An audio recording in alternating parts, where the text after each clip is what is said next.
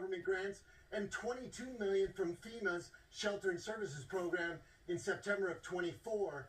So I don't think any of us feel too bad about that going. Like they said, promises made, promises kept from the White House. I loved it. The sheriff brings up the numbers, Kata, and you talk about the dollars spent. $10 billion shelled out to non-governmental groups for illegal immigrants in 2023. They paid for things like cars and homes and college and business startups. Here's John Hart from Open the Books. He had this to say about that.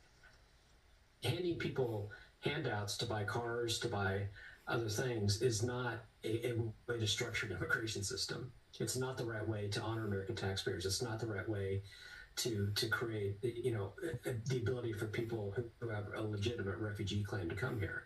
Yeah, and people who really do have legitimate claims are getting none of this money, and they're giving it all to illegal immigrants. What do you think about that, Kata? Well, we've seen that happen here in Chicago. We've seen where people were coming here and receiving up to $10,000 a month stipends and $5,000 a month in food stamps.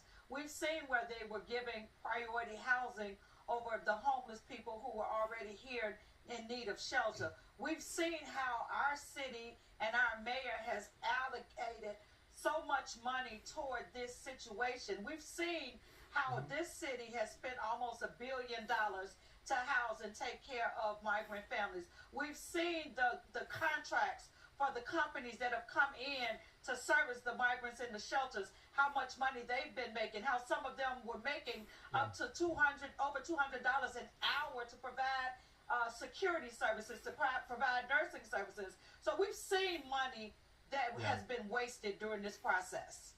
Yeah, we have indeed. Meantime, the New York Post sheriff writes the following here. Trans migrant charged with raping 14-year-old boy in a New York City bathroom. It goes on to say Nicole Suarez allegedly followed the 14-year-old into the bathroom of a bodega across the street from Thomas Jefferson Park in East Harlem on Tuesday, attacked him. Suarez was wanted in New Jersey and Massachusetts at the time, and U.S. Immigration and Customs Enforcement had a detainer on her, and the local police, of course, didn't cooperate and gave this person the freedom to just run around and harm whoever they pleased.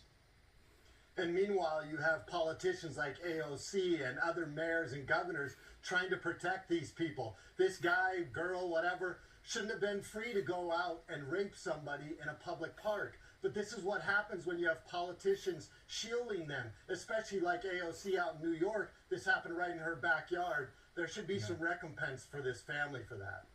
I want to put this up because the last time we saw Selena Gomez, she was crying, Kata, right? Crying about having criminal illegal immigrants removed from the thing. Well, she just bought a $37 million house here in Southern California. $37 million. It's got like 12 bathrooms. I mean, and people are asking on social media, is she going to invite some of these people into one of these 12 bathrooms? Because I don't think she is, Kata. Your final thoughts?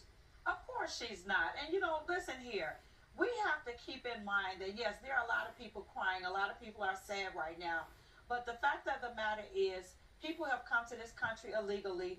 There's a price to pay when you do things illegal. And if that means that some of them have to go home, as sorry as I am to see some people go, that's just what it is. Yeah. Kata, Sheriff, thank you both.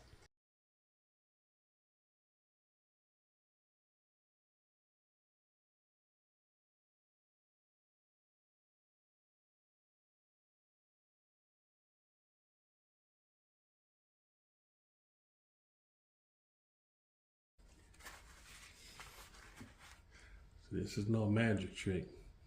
This is the real deal. Holyfield. And we close on